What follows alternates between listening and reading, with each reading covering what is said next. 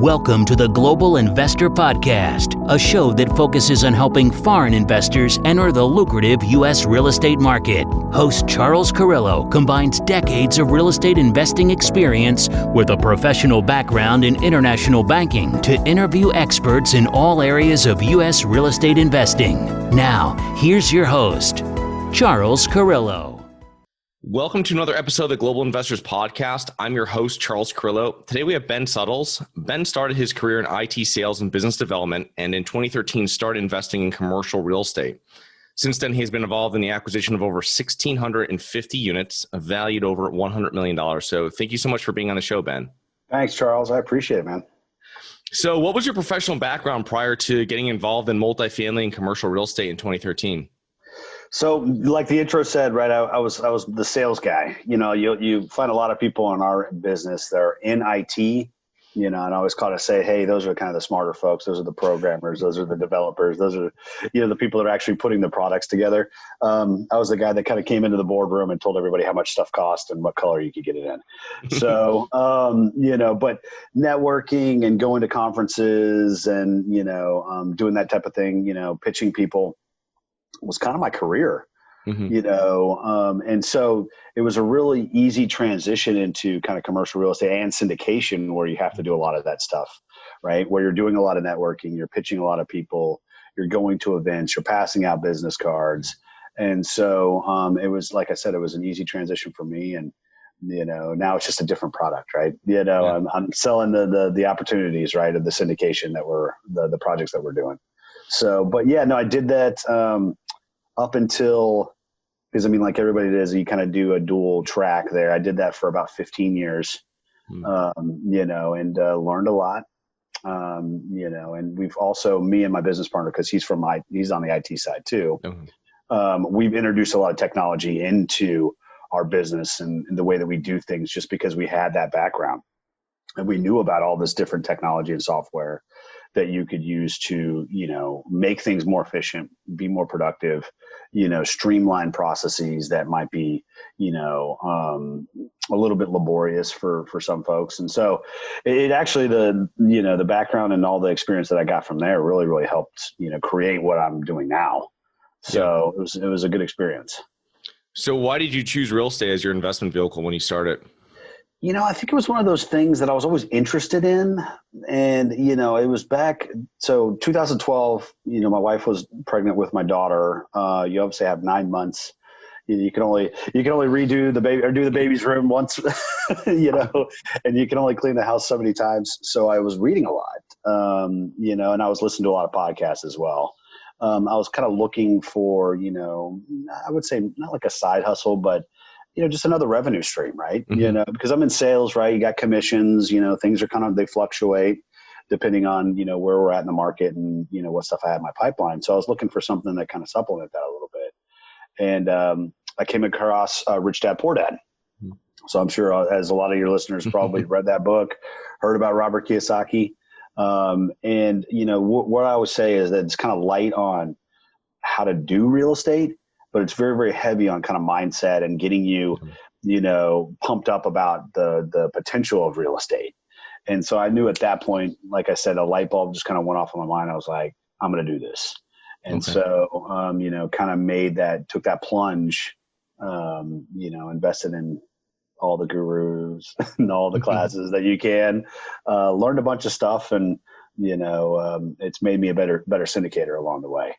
So yeah, tell us about your first real estate investment. What type of property, what happened, what went wrong, what went right? So there's a lot that went wrong. They're not, none of them are, even now, right? You know, there's always challenges. You know, we underwrite very, very conservatively because we know that there's going to be hiccups, right? That there's going to be things that you can't control. Now we try to control everything that we can. But the problem with these 70s, 80s, even 90s assets is that you're going to have stuff that's going to break down. Some of the stuff's getting up against its useful life, right? And it was no different on my first deal. But to kind of, you know, I'll keep it real short. I was, you know, I'd kind of gone through all the training, spent all the money, you know, and then you really get you kind of hyped up about buying a deal, but I wasn't getting any traction, right? So, you know, I took a different approach and I started approaching people that were doing deals. to say, hey, do you have anything that maybe, you had passed on that I could just take a look at? I'm just trying to underwrite and kind of fine tune that skill, right? Which was, I'm good around the spreadsheet, but I wasn't great. So I wanted to learn more about the numbers and the underwriting piece of the business. And of course, people are happy to do that. It's stuff that they lost or whatever. So they're like, yeah, take a look at this deal. Take a look at this deal, right? As long as you're not competing against them. And so this one gentleman, we're based in Houston, and this other guy was too. He's like, yeah, take a look at this one deal. And it was called Huntington Park. It's a little 92 unit property in Beaumont. Beaumont's 90 miles east of Houston on I-10.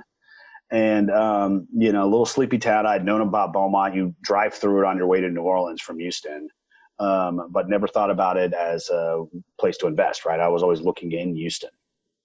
And he's like, hey, I've got some assets out here, but this one just doesn't fit our model. So I started looking at it, and it was, long-term owner, local broker that didn't know what he was doing, didn't know how to price anything.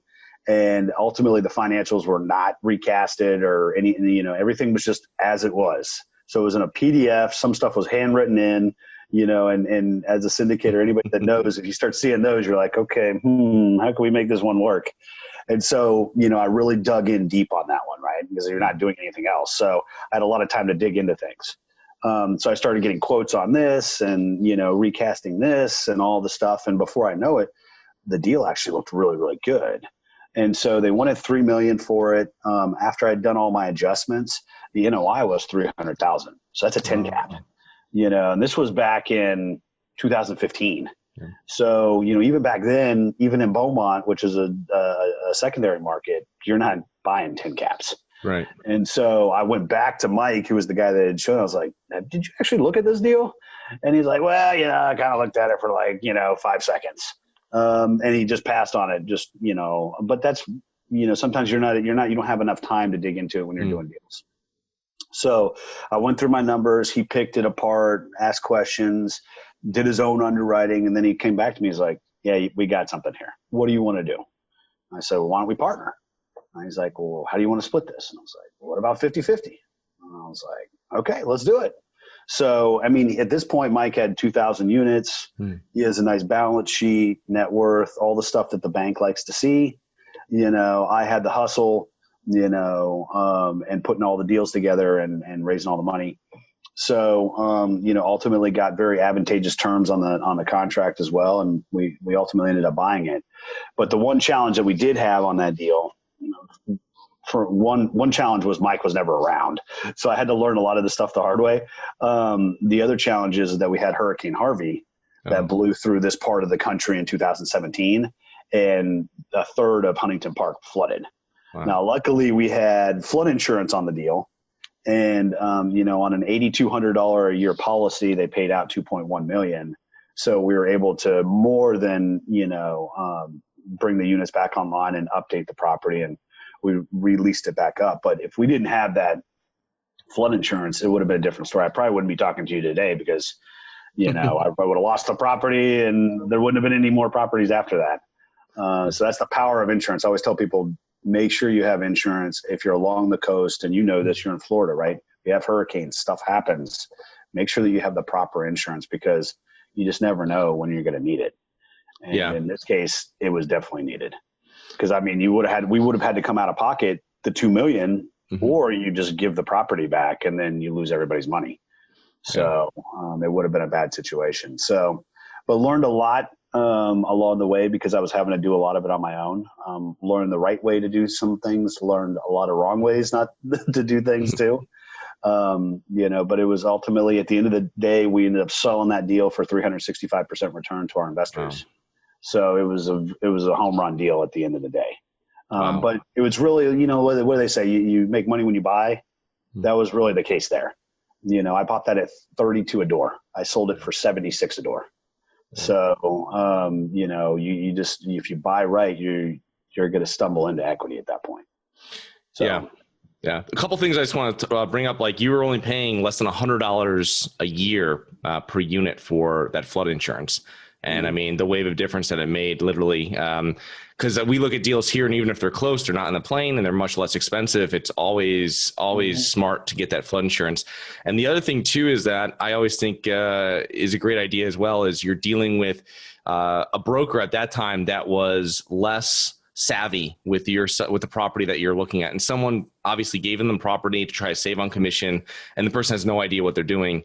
And they didn't have any buyers. Yeah, no buyer list. Yeah, they had no buyers. The only reason that Mike even found out about it is because the guy found out that Mike owned properties in the area, and he was just picking up the phone, calling just local people, and that's how Mike stumbled across it. But he's not like an ARA or any of these bigger firms that have thousands and thousands of people on their buyers list. So that was right, to our benefit, right? Yeah. The other thing too, with like commercial brokers, is I find is if they don't specialize in that asset class. So if you have someone that sells land or self-storage units, hey, let me know when you have multifamily that comes in and here's parameters or anything really, and I'll take a look at it. And they don't have that buyers list where these other, like you said, big guys, they have a mailing list. A deal comes in, they send it out to them. And in this market, I mean, it's selling for anything really. Yeah. This guy was single family. He did single family homes. There you go. So I'm like, and even to this day, me and Ferris, my business partner here at Disrupt Equity, I mean, if we see something like that, where it's kind of it's an odd mix, like the guy has he might be out of California, but he's trying to broker a deal here in Texas and he doesn't have a lot of buyers, right? I mean, or something like that, where it's a little bit off. We always gravitate to those deals because you might get a little bit of a price discount because they just don't know. They either don't have the buyer pool or they don't know how to price it correctly. Right. Yeah. So love those deals. Yeah. So you pretty much did everything on that first deal, a little bit of everything. So what is your role at Disrupt Equity? So currently, I kind of gravitate more towards, we all have to raise equity, right? That's just kind of part of the deal of being a syndicator. So I do a lot of that, and I keep up with my investors, but more so I'm on the asset management side of the business. So, we've got an in-house asset manager, but I manage him, and kind of make sure that we're executing on our business plan. And then any one-off stuff that kind of goes along with that, right? From managing the K1s to doing cost segregation and all the other stuff, property tax protests, all that stuff. I manage that process, or I, make sure that they're getting it done. And then ultimately we have several other businesses that, because we're vertically integrated, that both me and Ferris help run as well. And so, that occupies the rest of my time.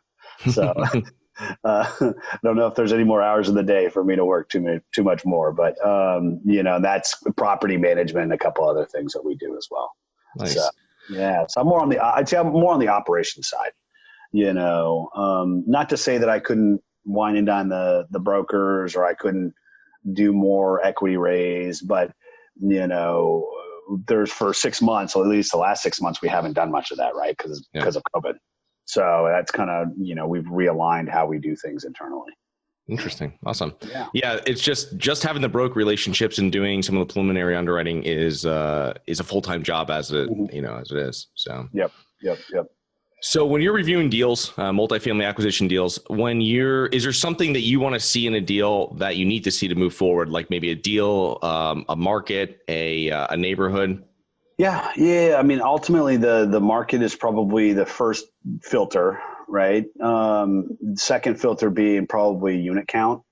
We usually try to stay above 70, 80 units, depending on where it's located at. Like now, if it's in a submarket, swanky part of town, newer asset, I might go down from there. But the people always kind of say that. And the reason that people do that is because it makes it more challenging to manage the deal.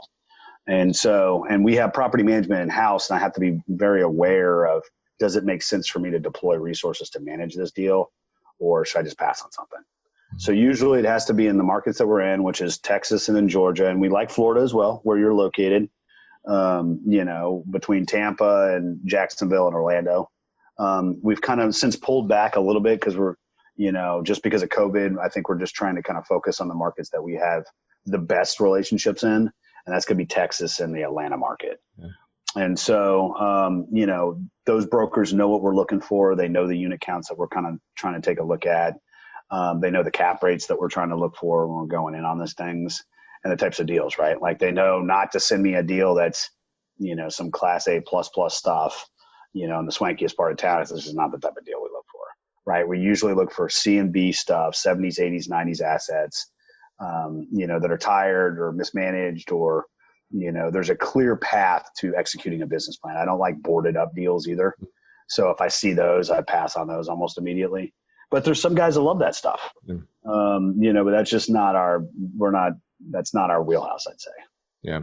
Yeah. It depends on your investors, and it depends on your team too for deals like that. Yeah. We've now, having said that, I've done deals like that, right? Where there's been 30, 40 down units.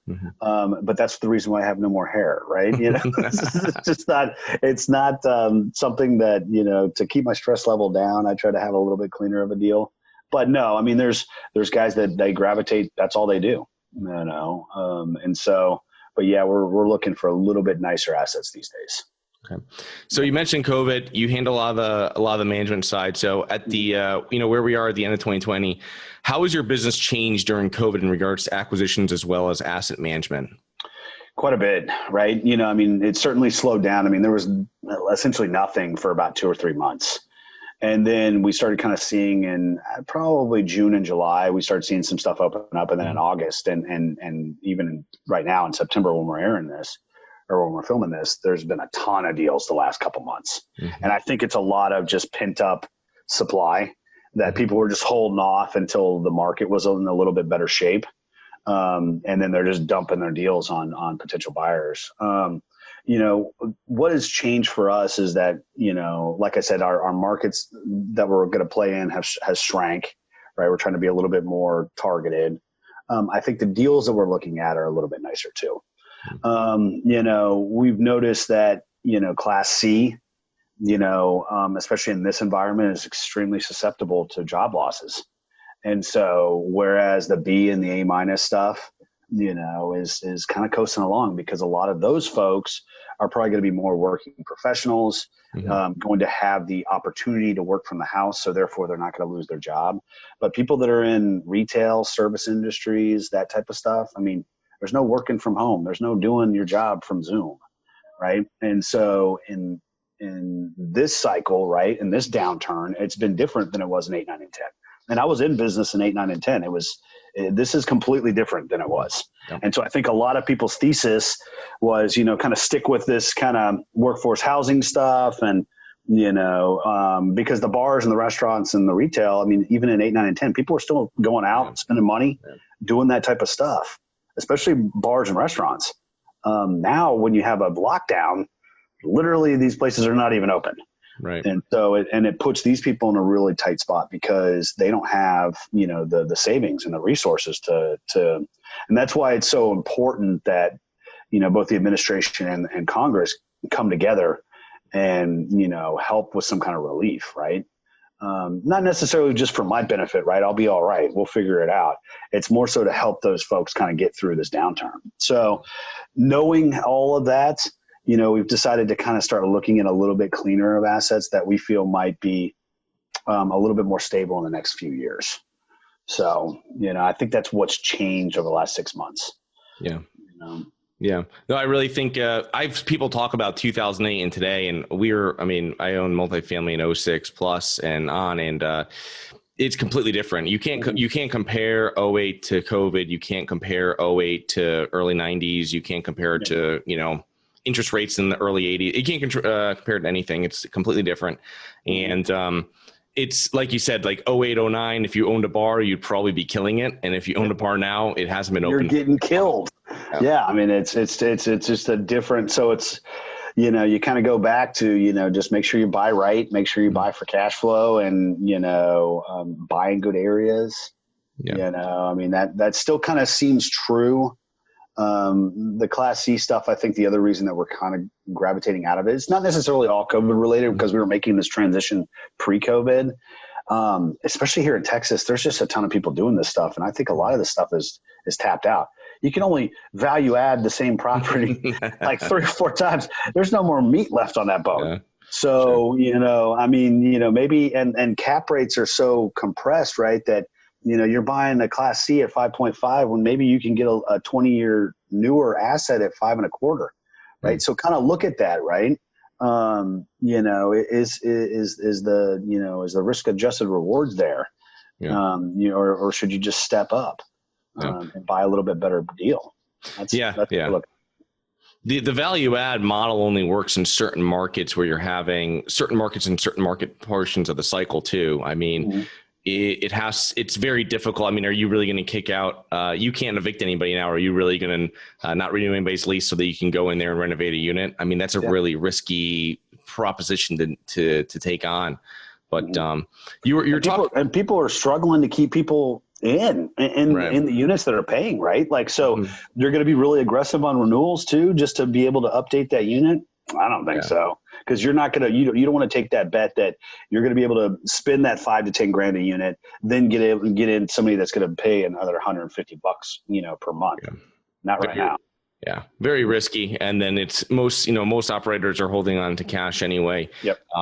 Some of them are even pausing or just delaying some of the payouts to their investors to be even safer. But like you said, I think it's going to be the smaller landlords that are the ones that are going to be really affected, because the larger syndicators, if had to be, before anything ever happened, you can pause. You can pause distributions. You can go into your reserves. There's all different types of things we can do. For someone that's just getting money in their account and then trying to pay their mortgage from a 5 or 8 unit property, those are where the problem's going to be, especially when they're going back to refinance it and they find out, hey, you 3 units of this aren't even paying anymore. Like, you can't even value the property. So now you need, $100,000 more or $50,000 more just to refinance it. Yep. So I feel that's going to be the problem. Is, like always, it's always the smaller businesses that are always going to get the brunt of it. But so we were talking before about your career and what you were doing. How did what you did before real estate, how are you brought some of that IT, some of those systems in place into your current business with Disrupt? Disrupt is a very tech term, right? And we did that for a reason, right? We're trying to kind of reimagine the way that the business is kind of done. It was a little bit fractured, a little bit old school as far as how the syndication process was kind of rolled out, but on top of that, we weren't the only ones making that, there's things like IMS and some other stuff that has made, the process of syndication more streamlined through technology. And I think we've just adopted a lot of the things that we see in the market in terms of software, right? We use Teams, which, has, some capabilities similar to Slack, which people might have heard of too. We use Asana in terms of project and task management. We use things at the property management level, right? That help us kind of keep track of unit turns and, keeping people accountable and making sure that things are getting done on time, right? We're no longer doing stuff on a whiteboard in the manager's office. And so, some of those things is we didn't develop those or create those. We just, because of our background, me and Ferris's background, we just knew of things that could help in syndication, right? And just communication with, both partners and our staff as well as investors. And we've just adopted those very, very quickly. And some are good, some are bad, and it's what I love about our business is that we can quickly pivot, right? This is not working, let's try something different. Right. So, but yeah, from me personally, like I said, I was a salesperson. So that's helped me quite a bit in investors, raising equity and doing investor relations and ultimately just pitching deals, because that was essentially what I was doing before, right? I was just selling a product. Now I'm selling the opportunity to invest in one of our projects. And so a little bit different thing that I'm pitching, but still ultimately the same process. I'm developing relationships. And I think that has helped me raise. At this point, we've raised about 25 million. So, it's been successful and, but yeah, then on the flip side of it, I've kind of gravitated more towards operations, but hey, when you're not raising any more money because you're not doing any deals right now, you got to do something else. Right. You're right. So, but yeah. So over the past 7 years in business, what mistakes do you commonly see real estate investors make? Analysis paralysis. I think if you want to do a deal, you can get into a deal very quickly, right? But you have to be able to add value, right? Now people say, oh, I don't have enough money. Well, do you have time? Right? Well, if you got time, right, you can find somebody that has the money, right? And then you take the time to go find a deal, and then you marry that with the guy or gal that has money, and you guys go and partner, right? I can deconstruct anybody's argument as to why they haven't gotten into a deal. And I can look at them and I can usually size somebody up in about 2 seconds and say, this guy or gal's not going to do a deal anytime soon, if they ever do a deal, right? Because a lot of it, they just get caught up in their head that, it has to be the perfect deal, perfect numbers, perfect sub-market. And if it doesn't check every single one of those boxes, I'm not even going to make an offer. Right. And I always tell people, make offers, right? The brokers get scored by the amount of offers that come in on that deal as well as what the price was at the end of the day, right? Mm-hmm. And so they'd much rather see that you're a player, that you're actually taking this stuff seriously than constantly calling them, talking about new deals, asking them a ton of questions, and then never making an offer. Right? That's analysis paralysis. Make an offer that makes sense, right? Even if you feel like it's a low ball offer and it's never going to get you anywhere.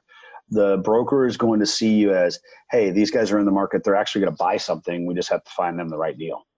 Yeah. Especially if you have some facts behind it showing why you're doing this. And if it's done, doesn't have to be a story. It can be a few bullet points. They're going to look at it and be like, wow, okay, this person actually looked at the deal, unlike the other people that are on my mailing list. And now I just have to find something that pencils here, and I'll definitely take their phone call, and I'll definitely return their email. So that's kind of what the goal is. But I see a lot. I'll get emails or emails that come in with different articles, and it's like, if there's anything negative about multifamily, someone that's in the analysis paralysis, I'm like, just one article on CNBC about, they're like, it's all coming down. It's coming. I'm like, no, it's not. It's not all coming down. I want to. And what I love about real estate too, it's hyper local too, right? And we saw this at 8, 9, and 10, right? Some real estate got crushed. Mm-hmm. Some really wasn't that affected. I lived here in Texas. We were pretty insulated from the Great Recession, especially here in Houston, because oil and gas at that time was above $100. It was roaring. And so you didn't see the downturn that, say, like a Vegas or a Florida or California might have seen in some areas. And so that's the other thing too, when people send me articles like that too, you're like, give me a break, man. The whole real estate market is not falling apart. Trust me. It's also very slow it's very slow compared to, when you're comparing it to like the stock market or something like this. So you're not going to wake up one day and find out that 50% of your tenants just stopped paying rent or anything like that. The other thing too is about when you're looking at deals and they want to find that grand slam. And for me, it was something when we started investing, the first deal we did was like a single, and then we bought it like in 08, and that was like more like a double or triple. And then we bought it in like 09, and that was like a home run. So it's like consistently looking at deals and consistently pulling the trigger on deals and just making sure that you have minimized your downside, I think is what I would say on it as well. But definitely. What do you think are the main factors that have contributed to your success, Ben? I think partnering, man. I think I've been able to partner and team up with the right people that added, value to what maybe I was lacking. Mm-hmm. And, versus trying to do it all on my own. I've certainly given up equity and given up money that I could have potentially made, if I had done it all on my own. But I look at it like this, right? This is another reason I love real estate. It's all about leverage, right? Not only leverage like on the debt side, right? Through loans, I'm leveraging other people's equity, right? Their money to get into the deal, right? Or I'm leveraging people's time or people's experience. Mm-hmm. Right. Because, one or two of these deals trying to do it all on your own, you're going to get buried. There's just too many, especially if you're doing a heavy rehab, there's a lot of management issues. There's a lot of moving pieces here. And so I think me having identified, the right partners and the right team members and the right staff, has probably been the reason why I've been successful versus just my own personal effort. Right. And so, but that's all about recruiting, right? And putting yourself in the right place. Proximity is power, as they like to say, right? You got to be in the right spot to find these people. So I always tell people, you don't like to network. You don't like to get out. And this is all going to be post-COVID, right? Because there's not a whole lot of networking going on right now. You have to get out there, because you're not going to be able to do this from the backside of your computer, sitting at your desk, The other thing too is that you're kidding yourself if you think you're going to be great at asset management, raising money, underwriting deals, making broker relationships. It's not a possibility. You'll drive yourself crazy, going from underwriting to driving out the properties and reviewing them or getting on a call with the property managers and everything like that. Yeah, it's not scalable, right? Yeah. Like I said, after 1 or 2 deals, you're buried, and you'll never have enough time to go find your third deal. Right. So, So you started Investor Academy. Can you tell us a little bit more about that? Yeah, absolutely. So, I mean, I came up through kind of the guru gauntlet is what I like to kind of tell people, and some of those ecosystems and the groups and the people that you meet within those groups are great. Mm-hmm. Right. So I'm not here to bash those, but the training was always very weak. Right. And a lot of what the gurus like to talk about is the sexy is the fun stuff, right? The acquisitions, how to find a deal, how to raise money, right? That type of thing. And maybe even how to underwrite a deal. Nobody's ever talking about post-acquisition. Nobody's talking about asset management or property management, or once you buy that deal, what do you do now? Right. Mm-hmm. And I always tell people that's when the hard work actually begins, right? You got to execute your business plan. And there's a lot of things that have to happen in sequence that nobody's talking about. And so, during COVID, the other problem that is that there's not a lot of opportunities to kind of be in front of people, right? So we wanted to have an online platform that people can learn at their own pace from their laptops, from their tablet, from their computer, right? And, learn some of the stuff that was lacking in these other groups, right? At an affordable price. One thing I'm telling people too is, we'll have the real estate track within Investor Academy, but we'll also have stock investing. We'll have, somebody talking about precious metals and franchise investing. So it's essentially giving people the opportunity to kind of dive deep into any one of these avenues in terms of investing and figure out which one they like. Right. And then from there, if they want to dig any deeper, right, we can always put them onto our partners and our friends and say, hey, this gentleman or this person is offering, more of a mastermind or, one-on-one personal training, go reach out to them. Right. So it gives you a nice swath of, once you're kind of getting new into investing, what do I want to do? It gives you the opportunity to kind of dip your toe into a lot of different things. So that's what investoracademy.net is. It's been a lot of fun kind of shooting the videos, and, you kind of step back, you're like, man, there's so much stuff that people are learning, Mm-hmm. or haven't been able to learn, through these other groups. And so that's, we're just trying to fill that gap at this point. Right. Yeah, they never ask you or they never tell you about how to manage your investors afterwards. When do I give them updates? You the only way of learning that is you have to invest passively and see what other people are doing and see what works best for your firm. But it's completely, they end the goal is just to buy it, and you haven't done any work to it. You haven't created any equity. You haven't done anything really. You know what I mean? Oh yeah. How do you manage the manager, right? How do you manage the property manager? How do you do K1s and disseminate those properly? When do you do cost segregation? And, it's just, unless you run a business, even then I would say that you would still have a challenge figuring it out, but at least you'd have a leg up, right? But a lot of people that I see in this business, right, they come from IT, or they come from engineering, or they come from one of those gigs that they're more of a working professional. Mm-hmm. They weren't an entrepreneur or a business owner, right? And so that makes it even more challenging for them to be like, okay, now what?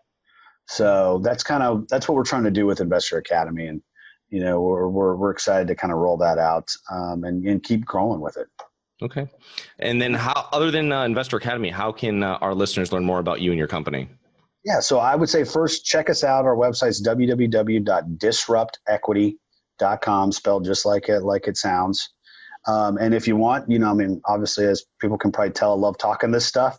So if you do want to reach out to me, my email is ben@disruptequity.com. And we could certainly set up a time to chat there. And, and that's investors and people that are just interested in talking real estate. I'm an open book, very transparent about this stuff. Awesome. Okay. So I'll put all those links in the show notes. And thank you so much for coming on today, Ben, and looking forward to connecting you in the future once all this COVID's over. Thanks, Charles. I appreciate it, buddy. Hi guys, it's Charles from the Global Investors Podcast. I hope you enjoyed the show. If you're interested in getting involved with real estate but you don't know where to begin, set up a free 30-minute strategy call with me at schedulecharles.com. That's schedulecharles.com. Thank you. Thank you for listening to the Global Investor Podcast. If you like the show, be sure to subscribe on iTunes or Google Play to get new weekly episodes. For more resources and to receive our newsletter, please visit globalinvestorpodcast.com. And don't forget to join us next week for another episode. Nothing in this episode should be considered specific, personal, or professional advice. Any investment opportunities mentioned on this podcast are limited to accredited investors. Any investments will only be made with proper disclosure, subscription documentation, and are subject to all applicable laws. Please consult an appropriate tax, legal, real estate, financial, or business professional for individualized advice. Opinions of guests are their own. Information is not guaranteed. All investment strategies have the potential for profit or loss. The host is operating on behalf of Harborside Partners Incorporated exclusively.